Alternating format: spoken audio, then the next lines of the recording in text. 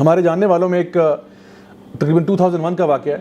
ایک صاحب تھے, ان کا امریکہ میں ایکسیڈنٹ ہوا گاڑی کا, اور ان کے ایکسیڈنٹ سے کیا ہوا کہ ان کی جو آئی لیش ہے نا, یہ آئی لڈ جو ہوتی ہے, یہ کٹ گئی. ان کی کچھ بھی نہیں ہوا, گاڑی شاڑی ان کی ٹوٹ گئی, جو بھی ہوا, لیکن صرف ان کی آئی لیش کٹ گئی. اب سوچیں کہ وہ اس آئی لیش کے جانے سے کتنی تکلیف کے اندر آ گئے. وہ کہتے ہیں کہ میں اب آپ کی جو آئی لیش ہے نا, یہ جو آئی لڈ ہے, یہ بیسکلی کیا کرتی ہے, آپ کی آنکھ کو صفائی کا کام کرتی ہے. جیسے وائپر ہوتا ہے نا, اس طرح یہ آنکھ کو صاف کرتی رہتی ہے.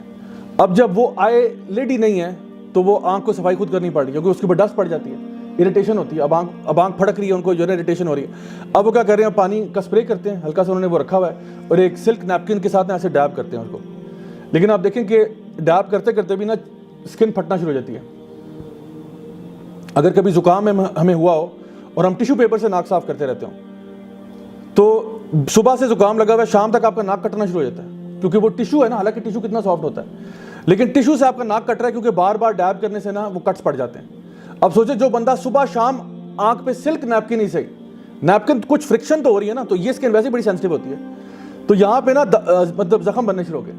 کچھ ہی عرصے کے بعد یہاں پس پڑنا شروع ہو گئی. 1 مہینے کے بعد وہ اتنی تکلیف میں آ گئے, کہتے ہیں میں پانی مارتا تھا, میری چیخیں نکل جاتی تھی, اتنا پینفل ہو گیا. تو ڈاکٹر سے پوچھا میں کیا کروں, انہوں نے کہا بھائی اس کے 2 ہی علاج ہو سکتے ہیں, یا تو تم اس کو برداشت کرو اور ایکسٹرنل ٹریٹمنٹ ہے, کوئی مطلب ویزلین وغیرہ لگا کے رکھا کرو, تو یہ ٹیمپرری فکس ہے, لیکن یہ پکا سولوشن نہیں ہے.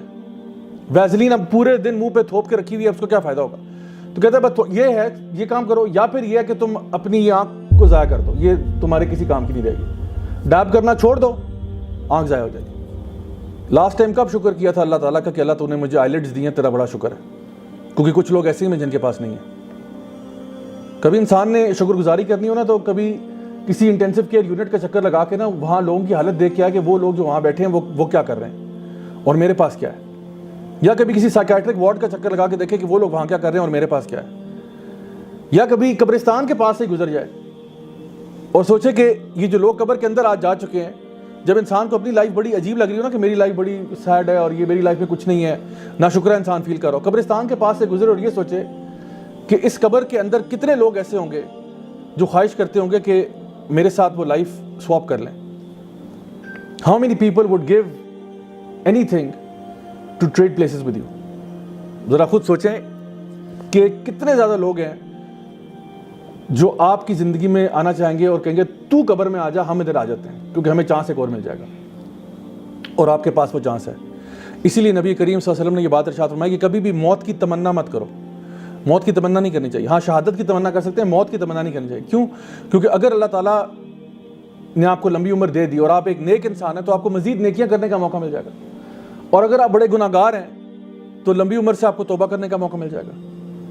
سو کبھی بھی انسان کو ناشکرا نہیں ہونا چاہیے. اسی لیے خودکشی حرام ہے کہ انسان جو ہے نا بے صبری میں اپنی جان لے لیتا ہے. سو یاد رکھیں کہ اللہ تعالیٰ کا شکر ادا کرنا, اس میں بہت سارے ہمارے پاس ریزنز ہیں, بہت سارے ریزنز ہیں کہ جس کی وجہ سے انسان اللہ کا شکر گزار ہو سکتا ہے.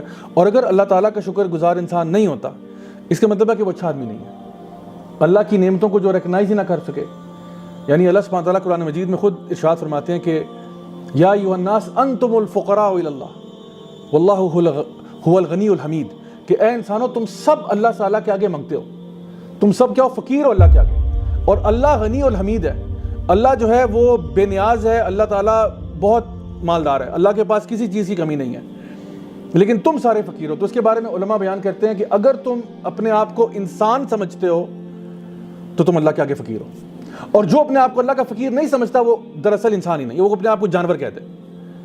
یا ایھا الناس انتم الفقراء الی اللہ, اللہ تعالیٰ انسانوں سے کہہ رہا ہے کہ اے انسانوں, مسلمانوں نہیں, اے انسانوں تم سب اللہ کے فقیر ہو. جب اللہ دینا چاہے گا تمہیں ملے گا, اگر اللہ روک دے تو دنیا کی کوئی طاقت تمہیں دے نہیں سکتی.